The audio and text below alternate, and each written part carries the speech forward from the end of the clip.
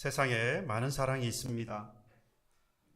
하나님의 사랑을 제외하고 이 세상에 있는 사랑 가운데에 가장 가치 있고 순결한 사랑은 역시 부모님의 사랑이겠죠. 그 부모님의 사랑을 우리가 받고 오늘까지 살아왔으니 그 부모님에게 감사하는 날이 되시기를 바라고, 그러한 부모님을 허락해 주신 하나님께 또한 감사하는 그런 저와 여러분 되기를 소망합니다. 나아가서 믿음의 가정, 사랑과 하나님의 복이 가득한 가정을 세워가는 저와 여러분 되기를 주님의 이름으로 축복해 드립니다. 그렇게 사랑하셨던 부모님께서 우리의 곁을 떠나게 되면 참 슬픕니다. 때로는 그 슬픔이 커서 한동안 괴로워하는 그런 분들을 보게 되어집니다. 그런 부모님들께서 떠나고 나시면 남겨진 유품들을 보면서 우시는 분들이 계시는데요. 그런 유품 가운데에서 손때가 묻은 그런 것들이 많이 있죠. 특별히 어머니께서 사용하셨던 도마라든지 또는 아버지께서 일터에서 사용하셨던 도구라든지 작업대라든지 연장이라든지 뭐 이런 것들을 아마 여러분들 보시면서 진한 감동을 느끼신 적이 있으실 거라고 생각이 됩니다. 수만 번 자녀를 또는 가정을 위해서 이렇게 칼로 쳐서 흠집이 많이 난 그런 도마라든지 땀을 흘리면서 열심히 일해서 얼룩져 있는 그런 작업복이나 또는 작업대를 이렇게 보면 그 자녀를 위해서 가정을 위해서 살아왔던 지난날에 치열했던 그런 시간들의 흔적이 그 안에 가득 담겨 있는 것을 봅니다. 그런 도마를 보고 그런 옷을 보고 작업복을 보고 그런 작업대를 보면서 그것이 깨끗하지 않고 매끄럽지 않고 또 지저분하다고 해서 이걸 보고 비난하는 사람은 없습니다.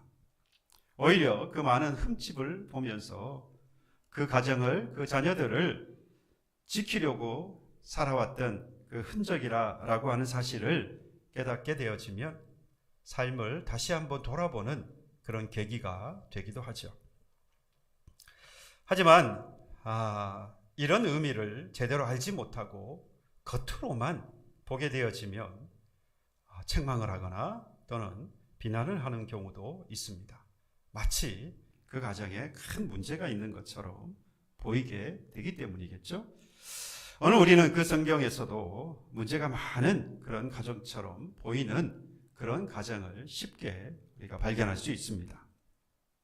인류 최초의 가정이라고 하는 아담과 하와의 가정을 보면 그의 자녀였던 형 가인이 그의 동생 아벨을 시기해서 살해한 사건이 있습니다. 최초의 살인죄를 범한 가정이 우리의 인류의 최초의 가정인 아담과 하와의 가정입니다. 믿음의 조상이라고 불리는 아브라함의 가정을 보십시오. 아브라함이 기다리지 못하고 후처인 하갈을 들여서 이스마엘을 낳게 되어집니다.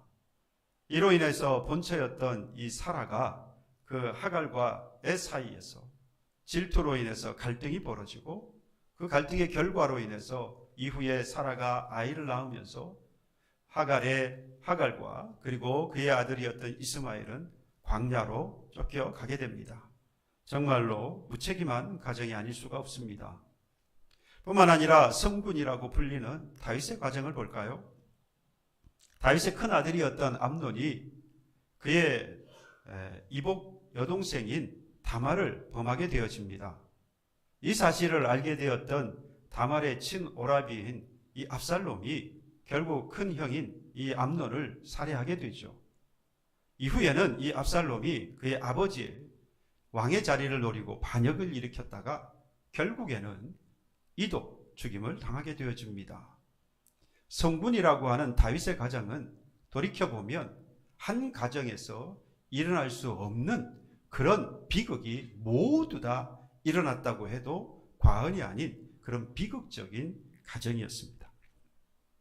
이렇게 좋아 보이지만 알기에는 보기에는 괜찮아 보일지 모르지만 참 모든 가정들은 이렇게 문제가 있습니다. 그런데 주의해야 할 게 있어요. 겉으로 보기에는 이렇게 많은 문제를 가지고 있는 그런 가정처럼 보이긴 합니다만은 그 내면이라든지 또는 그 속사정을 하나하나 들여다보면 오히려 그 문제가 그 가정과 그리고 그 자녀들을 지키기 위해서 살아왔던 희생의 흔적인 경우도 많습니다. 그러니까 겉으로만 보고 판단하면 안 된다는 이야기죠. 그 대표적인 가정이 오늘 본문에 나오는 바로 이 이삭의 가정입니다. 겉으로 보기에는 이 이삭의 가정은요, 인자한 아버지라든지 사랑과 긍휼이 또는 지혜가 가득한 어머니라든지 형제 간의 우애가 넘치는 그런 가정과는 겉으로 보기에는 아닌 것 같아요. 이 가정 안에는 많은 문제가 있어 보입니다. 속임수와 편애와 영적인 무감각과 그리고 고집과 아집 집착, 이런 것들이 뒤엉켜서 문제가 많은 그런 가정으로 보이는 겁니다. 그러나 이렇게 겉으로 보기에는 문제가 많은 그런 이삭의 가정으로 보이긴 합니다만은 그 속사정과 내막을 하나하나 들여다보면 이삭과 그의 아내 리브가가 가정과 자녀를 간절히 지키기 위해서 일어났던 일이었다는 사실을 우리가 알 수 있어요. 먼저 그래서 겉으로 보이는 이삭의 모습을 오늘 27장의 내용을 중심으로 해서 한번 살펴보려고 합니다. 먼저 27장을 시작할 때에 이삭을 이렇게 표현을 했습니다. 이삭이 나이가 많아 눈이 어두워 잘 보지 못했다라고 이야기합니다. 나이가 들어서 나타나는 여러 가지 현상이 있죠. 나이가 들면 어쩔 수 없이 몸이 쇠약해집니다. 간혹 기도하면서 하나님의 은혜로 이전보다 더 건강한 노년을 보내게 해달라고 기도하긴 합니다만은 기도이지 실제로의 우리의 몸은 젊을 때보다 더 건강해질 수는 없어요. 죄송합니다.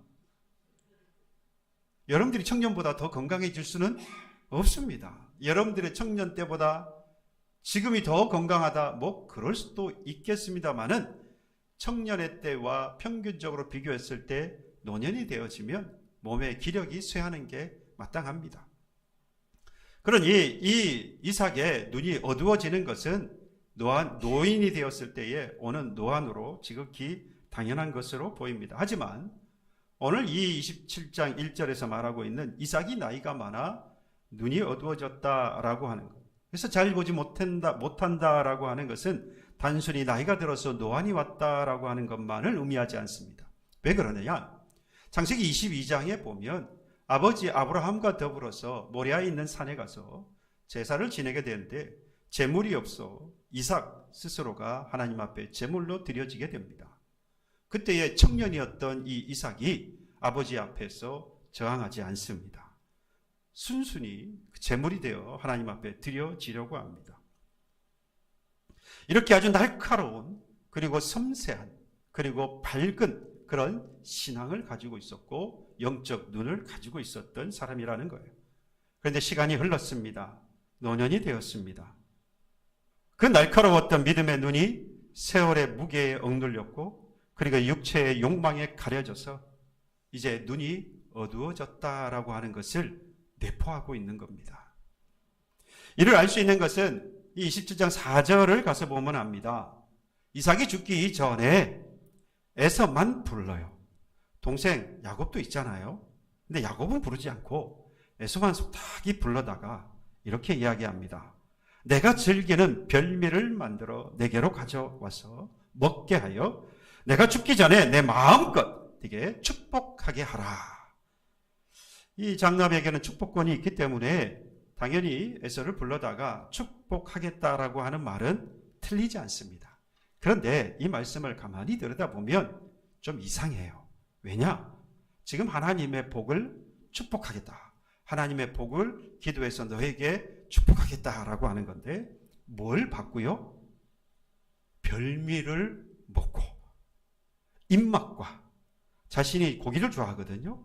고기를 좋아해서 그 고기를 좋아하는 자기의 입맛과 그리고 하나님의 무엇을 축복을 같은 선상에 놓고 있다라고 하는 겁니다.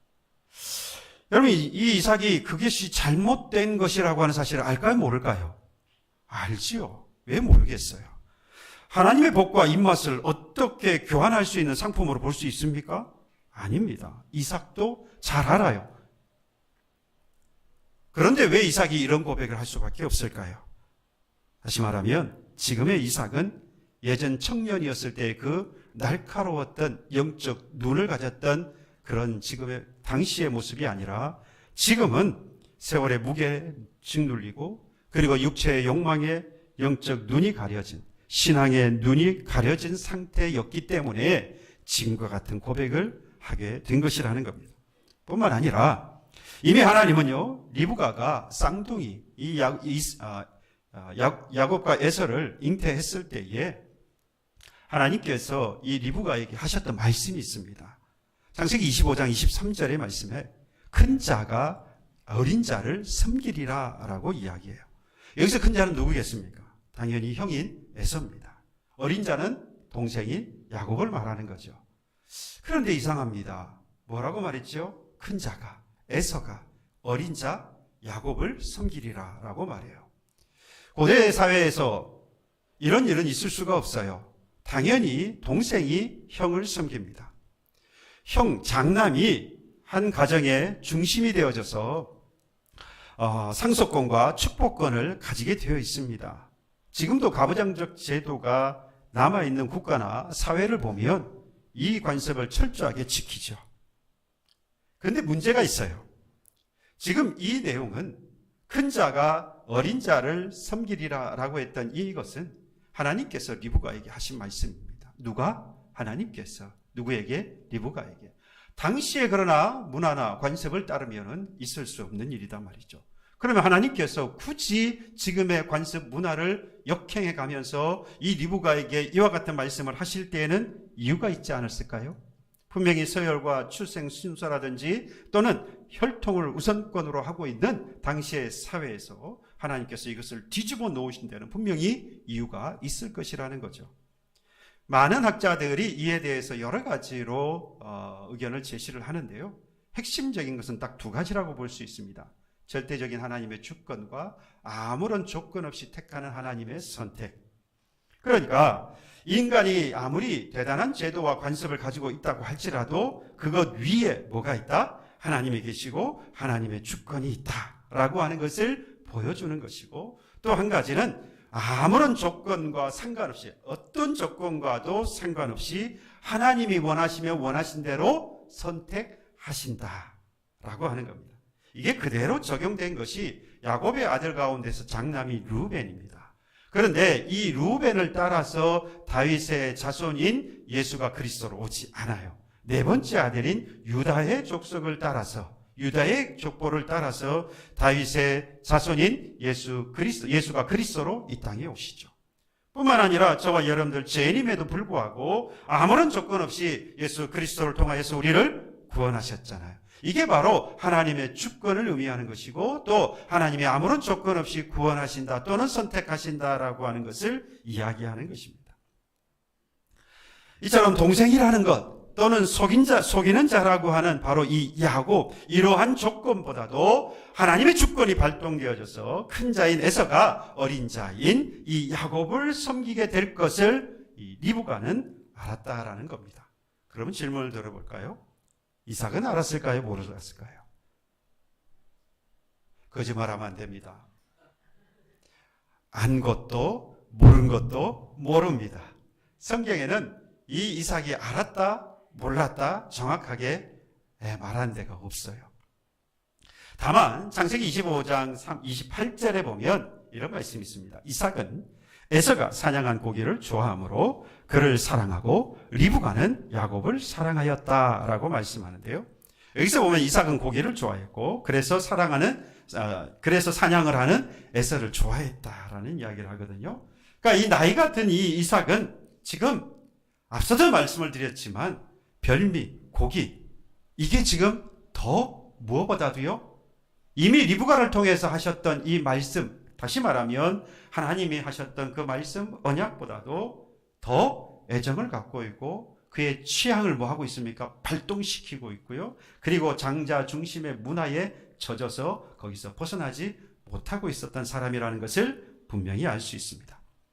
그러니까 이삭의 눈은 다시 돌아가 보면 나이 때문에 어두워진 것도 있지만 그의 분별력 또는 신앙의 눈이 인간적인 사랑, 그리고 또 육체의 욕망 이런 것들로 인해서 흐려져서 하나님의 마음은 어린 자 야곱에게 있는데 이삭의 마음은 어디를 향하고 있습니까? 에서를 향하고 있었다라는 이야기입니다.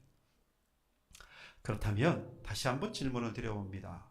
이렇게 행동했던 이삭은 잘못한 겁니까? 잘못하지 않은 겁니까? 하나님의 마음을 나몰라라 하고 지금 자기가 원하는 것들을 탐하고 욕심을 부리고 있는 바로 그 이삭. 지금 이삭을 우리는 책망할 수 있을까요? 아닐까요? 원칙으로 따지면 책망받을 일이죠. 맞습니다. 그런데 아닙니다. 저는 이 말씀을 묵상하면서 오늘 여보의 주일을 맞아서 이 야곱과 그리고 리브가 그리고 이 가정을 찬찬히 들여다보니까 이게 책망받을 일일까? 이게 정말 잘못한 일일까? 라고 하는 관점을 봤을 때 아닌 것 같아요. 아니요, 아닙니다. 왜냐? 자신이 곧 죽을 것을 지금 이 이삭은 알고 있는 상황입니다. 나이가 들어서 이제 죽을 날이 얼마 남지 않은 것을 이 이삭이 알고 있어요. 그 마음에 무슨 마음이 들까요? 이제 남겨진 자식들 생각이 들겠죠. 이 자식들을 위해서 내가 무엇을 할 수 있을까? 그 자신이 가장 잘 아는 방식, 그리고 가장 익숙하고 확실한 방식으로 큰아들인 이 에서의 앞날을 축복해 주고 싶었습니다. 그 앞날을 열어주고 싶었습니다.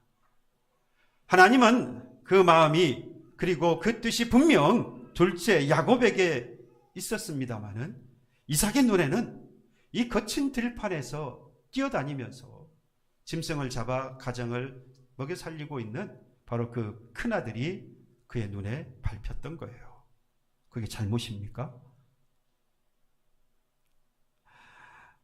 그러니까 지금 이삭이 하고 있는 이 고집, 하나님을 대적하려고 하는 반역이 아니라 사랑하는 아들에게 자기가 가진 것을 마음껏 쏟아붓고 싶은 그런 아버지로서, 늙은 아버지로서의 조급한 마음에서 나온 서툰 사랑의 표현 또는 서툰 욕심이라고 할 수 있습니다. 그러니까 이것은 잘못이 아니라 방향을 잃어버릴 만큼 그 아들 에서를 향하였던 뜨거운 사랑의 표현 또는 너무 과하게 드러났던 사랑이었다라고 할 수 있어요. 제가 단언코 이렇게 말씀을 드릴 수 있는 것이 바로 우리 부모님들이 그렇기 때문입니다. 너나 할 것 없이 나이가 들면 시야가 좁아집니다.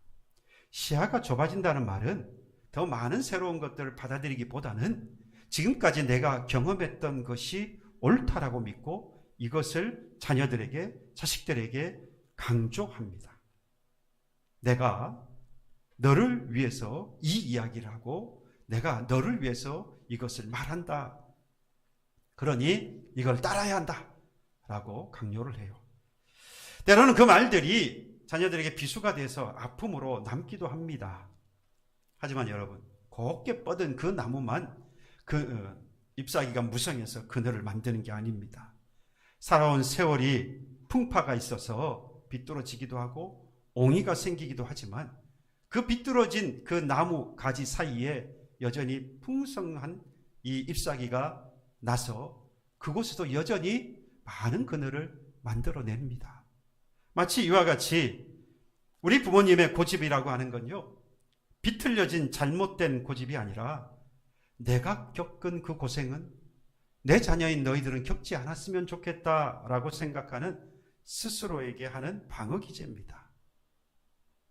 또한 부모님의 잔소리, 듣기 싫은 잔소리가 아닙니다. 사실은 당신이 이제는 더 이상 이 땅에 없게 되어지면 세상에 남겨질 우리 나의 자녀들이 이 세상에서 잘 살기를 바라서 지금 말하고 있는 불안한 사랑의 표현인 거죠. 믿습니까? 어느 집에 돌아가셔서 혹여 부모님이 살아계시면 그 부모님이 하시는 그 잔소리, 부모님이 하시는 그 투정 같은 고집, 여러분 그건 다 자녀인 우리를 위해서 하시는 거라는 거죠. 그래서 하나님도요, 이삭이 지금 조급한 마음에서 하나님의 마음, 하나님의 뜻을 어기는 것처럼 반역하는 것처럼 보이는, 그래서 에서가 아니라 야곱이 아니라 에서에게 축복하려고 하는 그 조급함에서 나온 서투른 그 사랑의 표현, 하나님께서 그 어디에도 잘못했다고 꾸짖지 않습니다. 이것이 큰 하나님의 마음과 뜻을 해치는 것이라고 한다면 당연히 하나님께서 이 이삭에게 책망해야 하죠. 네가 하나님의 나의 뜻을 어겼다. 그죠? 근데 하나님은 그런 말씀 안 하세요. 오히려 전능하신 그 하나님의 손길로 비록 지금 이삭은 실수를 하고 있습니다마는 야곱에게 하나님께서 약속하셔서 주셔야 할 그 복을 전혀 이삭과 관계없이 하나님께서는 그 야곱에게 복을 내려주십니다.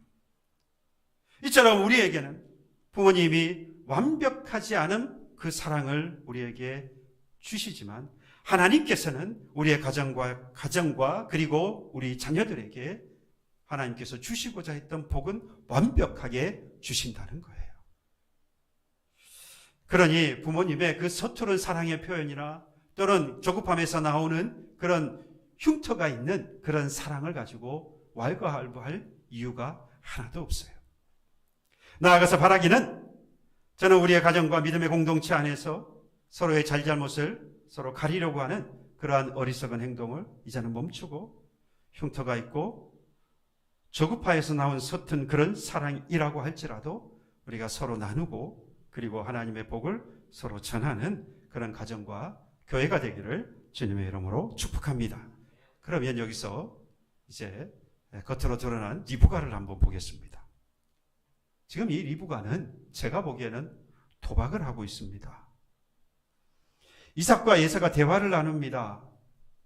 야, 별미를 만들어 와라. 내가 그것을 먹고 내게 마음껏 축복하겠다 라고 하는 그 이삭이 야곱에게 하는 이야기를 천막 뒤에서 이 어머니 리브가가 듣고 아내 리브가가 듣고 마음이 급해졌어요. 그래서 급하게 이 야곱을 찾아갑니다. 그리고 이 야곱에게 하는 이 내용들을 들여다보면 전공법이 아니라 편법을 쓰기 시작합니다. 그 편법은 속임수였어요. 야곱에게 염소 새끼를 잡아오라고 합니다. 그리고 형의 옷을 입힙니다. 그리고 염소의 그 털, 매끄러운 이 야곱의 피부에다가 염소 가죽을 입혀요. 마치 누구처럼 보이려고? 형 에서처럼 보이게 하려고 말이죠. 이때 우리는 야곱은 속이는 자, 거짓말하는 자, 야비한 자, 그렇게 우리는 알고 있습니다. 근데 당시까지 보면 욕심이 많은 야곱이기는 하지만 형 에서가 가졌던 그 장자의 권한을 갖고 싶은 그런 마음이 있지만 지금 이 시점에서의 다윗의 모습을 보면 그렇지 않은 것 같기도 해요. 왜냐? 너무나 이 사실에 대해서 두려워하고 있어요. 오늘 보면 12절에 보면 아버지께서 나를 만지실진데 내가 아버지의 눈에 속이는 자로 보일지라 복은 고사하고 저주를 받을까 하나이다. 저주를 받을까 두려워하고 있어요. 속이는 자, 거짓말하는 자, 야비한 자, 비열한 자로 대명사같이 여겨졌던 바로 이 야곱이 이렇게 두려워할 정도라고 한다면 여러분 이 일을 하면 되겠습니까? 안 되겠습니까? 안 되는 일이에요. 이유에 어떻든 간에 남편을 속이는 이 행동은 분명히 잘못된 행동입니다. 오히려 제가 보기에는 전공법으로 나가야 됐어요. 여보, 정신 차리세요. 하나님께서 지금 내게 하신 말씀이 있는데 큰 자가 어린 자를 섬기리라 라고 말씀하셨습니다. 그러니 당신이 지금 에서에게 축복하려고 하는데 멈추고 동생인 야곱에게 축복하셔야 됩니다. 전국복으로 나갔어야 돼요. 그 말을 듣고 이삭이 그래야지 라고 하든지 아니야, 나는 그대로 에서에게 축복할 거야. 이건 누구에게 맡깁니까? 하나님께 맡기는 거예요. 그 결과에 대해서는 뭐 어느 쪽을 택하든 간에 이 리브가는 자신은 전공법으로 나가야 되는 겁니다. 진실하게 갔어야 돼요. 사실대로 말했어야 된다는 겁니다. 그게 바로 결과는 하나님께 맡기는 것이고 오히려 바른 믿음, 올바른 신앙의 자세라고 할 수 있어요. 그런데 하나님이 이런 리브가의 행동 그리고 계획을 세우고 행동한 것에 대해서 이삭과 마찬가지로 분명히 잘못한 것인데 어디에도 이 리브가에게 너가 한 그 속임수는 잘못한 것이다 라고 말하지 않아요. 정말로 그것이 문제가 된다고 한다면 하나님께서 가만두지 않으셨겠죠. 분명히 책망을 하셨을 거예요. 그런데 두려워하는 야곱에게 리브가에게 이상한 말을 합니다. 13절에 보면 내 아들아 너의 저주는 내게로 돌리리니 내 말만 듣고 따르고 가서 가져와라. 여러분 이 한마디에서 성경에서 가장 처절하고 가장 깊은 곳에서 우러난 모성애의 고백 중에 아주 가장 뭐라 그럴까요? 최고의 고백으로 남게 되어집니다. 네가의 행동은 분명히 도덕적으로 윤리적으로 비난을 받아 마땅합니다. 남편을 속였고요. 더 나아가서 부자와 그리고 형제 그 모든 사이를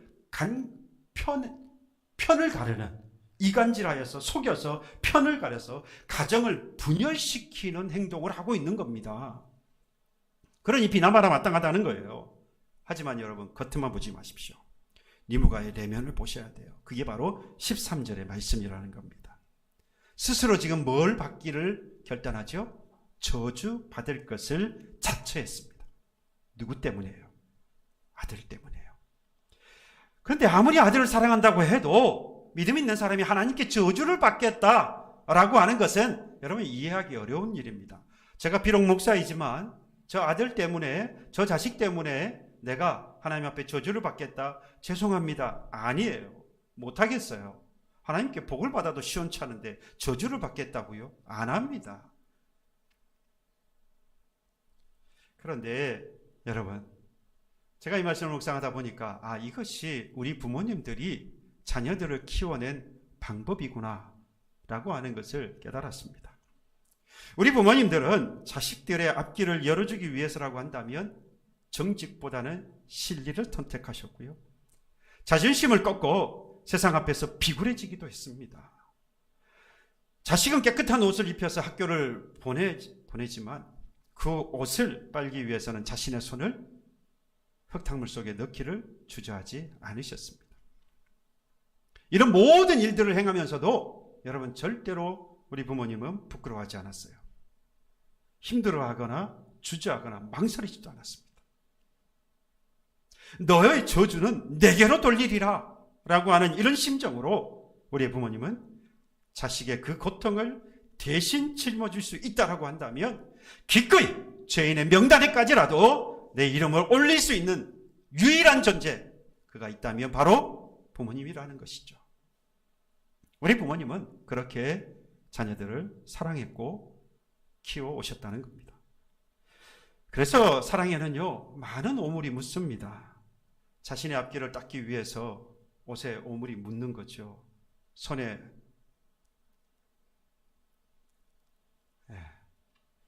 기름때를 묻히고, 그리고 세상 앞에 고개를 조아리고, 그리고 비굴한 모습으로 살아가기도 한다는 겁니다.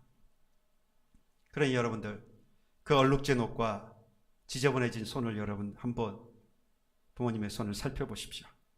그 손이 있었기에 오늘 우리는 깨끗한 옷을 입고 이 자리에서 이렇게 이야기합니다. 내가 하나님의 자녀가 되었고 하나님의 복을 받은 사람이 되었다라고 고백하게 된 겁니다. 그러므로 이제 부모님의 뒤에 감추어진 지저분한 손과 얼룩진 그 옷, 그리고 거친 그 몸에 남아있는 흉터를 보시면서 부모님을 자랑스러워 하시기를 바라고, 그 부모님께서 나를 안아주셨던 것만큼 다 할 수는 없지만 그런 마음을 가지고 그 부모님을 안아드릴 수 있는 그런 저와 여러분 되기를 주님의 이름으로 축복해 드립니다. 여기서 한 가지 더, 이제 그 가정 안으로 들어가 봅시다. 야곱의 아버지의 그 방으로 한번 들어가 봅니다. 그 방 안에는요, 이제 죽음의 그림자가 짙게 깔려있는 눈먼 아버지인 이삭이 앉아 있습니다. 그리고 야곱은 형 에서의 옷을 입고 아버지 앞에 앉았어요. 뭐 하려고요? 속이고 축복을 받으려고. 이 야곱이 입게 되어진 그 에서 형의 옷은요, 광야에서 짐승을 잡아서 가족을 먹여 살리기 위해서 뛰어다녔던 땀으로 얼룩져 있는 땀 냄새가 진동하는 옷입니다. 이삭이 의심을 하죠. 야, 목소리는 야곱인데 손은 에서구나. 그런데 이때 여러분, 저의 뇌리에 부딪히는 게 있었습니다. 이삭이 눈이 멀어서 야곱인지 에서인지도 구별하지 못하고 지금 이 앞에 앉아있는 그 야곱을 축복하려고 하고 있구나. 그런데 지금 이 이삭이 이 야곱을 축복하려고 했던 바로 그 기준이 어디에 있었습니까? 야곱이 입었던 옷에 있었어요. 그의 냄새를 맡아보고 그의 손을 만져보았더니 마치 에서와 같았던 거죠. 여러분, 이삭이 축복을 쏟아 부으려고 할 그때의 근거는요, 아들의 실체가 아니었어요. 무엇이요? 에서의 겉옷이었습니다. 에서의 냄새였어요. 이 말은 우리의 부모님은요, 우리가 잘 나가서 사랑하고 축복하는 게 아니라는 겁니다. 우리가 완벽해서 사랑하는 것도 아니라는 이야기예요. 그죠? 내 자식이라고 하는 그 이름의 그 옷을 입고 있다는 바로 그 이유 하나만 가지고 우리의 부모님은 자식의 자녀들을 위하여서 생명을 내어놓기까지, 그리고 그가 쏟아 부을 수 있다라고 한다면 그 어떤 것이라도 주저하지 않고 다 내어놓는 그 사랑, 또 사랑하고 또 축복하는 부모님이라는 겁니다.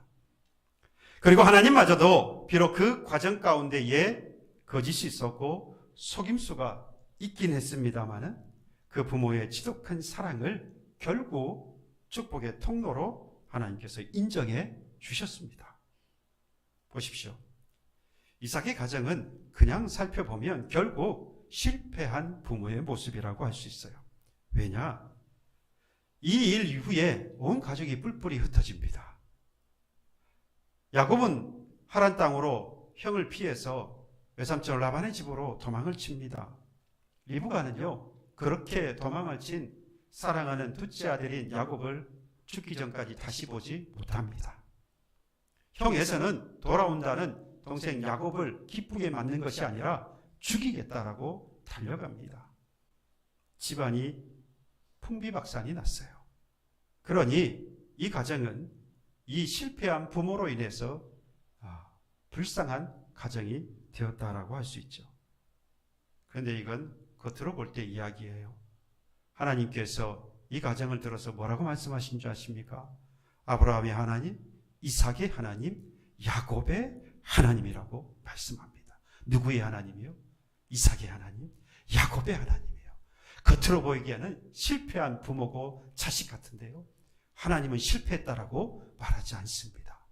그가 보여주었던 서투른, 조급함에서 나온 서투른 그런 사랑의 표현, 또는 흉터가 져 있는, 흉이 져 있는 그 사랑일지라도 하나님은 그것을 잘못이라고 말하지 않는다는 거예요. 하나님은 이삭의 이 눈먼 고집과 리브가의 비겁한 이 속임수 사이로 흐르고 있는 그들의 처절하고 절실한 그 사랑을 하나님께서 외면하지 않으셨다 이 말입니다. 오히려 그 엉망진창인 것처럼 겉으로 보이는 그 가족사를 통해서 하나님께서 인류에 구원하시는 역사를 하나님께서 써내려 가셨습니다. 사랑하는 교회 여러분, 여러분들의 부모님은 어떤 분이십니까? 그리고 여러분들은 어떤 부모이십니까? 오늘 우리가 드려야 할 진정한 효도가 뭘까요? 많은 부분이 있겠습니다만은 저는 오늘 본문을 통해서 나의 부모님은 나를 위해 기꺼이 지저분한 그런 세상 속에 손을 담그셨던 나의 리브가요, 나를 향한 사랑 때문에 눈이 멀어버렸던 나의 이삭이시라. 바로 그 마음으로 거칠어지고 흉이 져 있는 그 손과 그 몸을 여러분 붙잡아 드리기를 바라고 그 어두운 눈에 길이 되어드리면 어떨까요? 부모님의 이 흉터가 있고 조급하고 서툰 사랑이 없었다고 한다면 여러분 앞서 말씀을 드렸는데 우리는요, 하나님의 자녀요 복을 받은 자라고 고백할 수 없었을 겁니다. 그러므로 다시 한번 부모님의 사랑이 흉터가 있는 사랑이고 조급한 사랑이고 서툰 사랑이라 할지라도 우리를 하나님의 자녀요 복의 자녀로 인도한 그러한 사랑이라는 사실을 깨닫고 감사하며 오늘 이렇게 고백할 수 있기를 소망합니다. 부모님의 그 사랑 덕분에 제가 살았습니다. 그 사랑 덕분에 제가 복을 받고 지금의 제가 되었습니다. 그러니 감사하고 또 사랑합니다. 그래서 이 부모님의 인생을 통해 만들어진 향기로운 하나님의 은혜로 가득한 여러분과 여러분의 가정이 되어지기를 주님의 이름으로 축복합니다. 찬송하겠습니다. 찬송가 559장 함께